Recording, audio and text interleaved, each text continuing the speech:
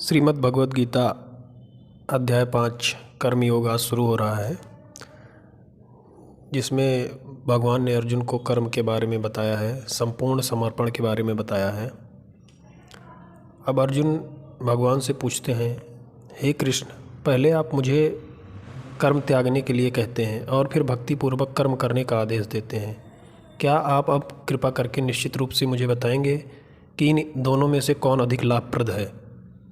श्री भगवान ने उत्तर दिया, मुक्ति के लिए तो कर्म का परित्याग तथा भक्तिमय कर्म दोनों ही उत्तम है, किंतु इन दोनों में से कर्म के परित्याग से भक्ति युक्त कर्म श्रेष्ठ है। जो पुरुष ना तो कर्म फलों से घृणा करता है और ना ही कर्म फल की इच्छा करता है, वह नित्य सन्यासी जाना जाता है। हे अर्जुन, ऐसा मनुष्य समस्त द्वंद्वों से रहित होकर भवबंधन को पार कर पूर्णतया मुक्त हो जाता है। जो यह जानता है कि विश्लेषणात्मक अध्ययन द्वारा प्राप्त स्थान भक्ति द्वारा भी प्राप्त किया जा सकता है, और इस तरह जो सांख्य योग तथा भक्ति योग को एक समान देखता है, वही वस्तुओं को यथारूप में देखता है। भक्ति में लगाए बिना केवल समस्त कर्मों का परित्याग करने से कोई सुखी नहीं रह सकता, परंतु भक्ति में लगा हुआ विचारवान व्यक्ति शीघ्र ही परमेश्वर को प्राप्त कर लेता है। जो भक्ति भाव से कर्म करता है, जो विशुद्ध आत्मा है और अपने मन तथा इंद्रियों को वश में रखता है, वह सबों को प्रिय होता है और सभी लोग उसे प्रिय होते हैं। ऐसा व्यक्ति कर्म करता हुआ भी कभी नहीं बनता। दिव्य भावनामृत युक्त पुरुष देखते, सुनते, स्पर्श करते, सूंघते, खाते, चलते फिरते, सोते तथा श्वास लेते हुए भी अपने अंतर में सदैव यही जानता रहता है कि वास्तव में वह कुछ भी नहीं करता। बोलते, त्यागते, ग्रहण करते या आंखें खोलते बंद करते हुए भी वह यह जानता है कि भौतिक इंद्रियां अपने अपने विषयों में प्रवृत्त है और वह इन सबसे पृथक है।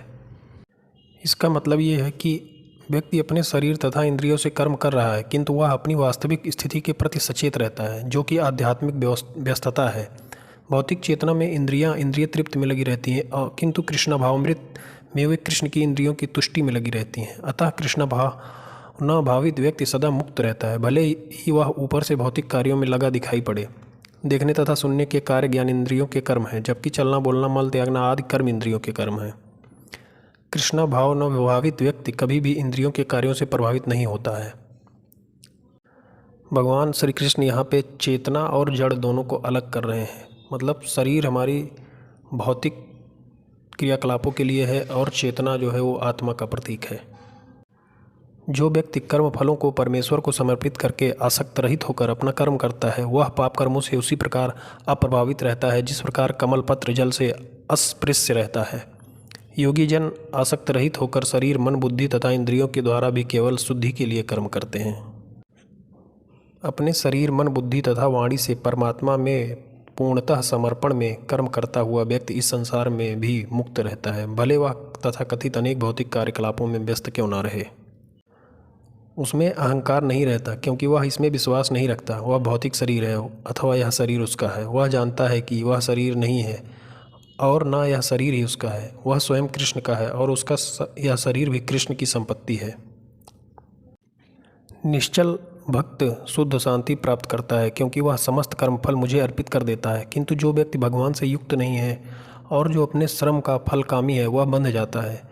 जब देहधारी जीवात्मा अपनी प्रकृति को वश में कर लेता है और मन से समस्त कर्मों का परित्याग कर देता है, तब वह 9 द्वारों वाले नगर भौतिक शरीर में बिना कुछ किए कराए सुखपूर्वक रहता है। शरीर रूपी नगर का स्वामी देहधारी जीवात्मा ना तो कर्म का सृजन करता है, ना लोगों को कर्म करने के लिए प्रेरित करता है, ना ही कर्म फल की रचना करता है। यह सब तो प्रकृति के गुणों द्वारा ही किया जाता है।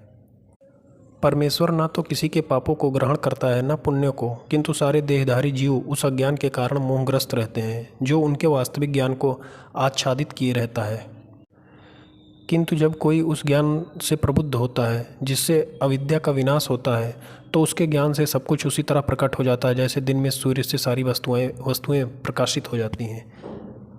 जब मनुष्य की बुद्धि, मन, श्रद्धा तथा शरण सब कुछ भगवान में स्थिर हो जाते हैं, तभी वह पूर्ण ज्ञान द्वारा समस्त कल्पश से शुद्ध होता है और मुक्ति के पथ पर अग्रसर होता है।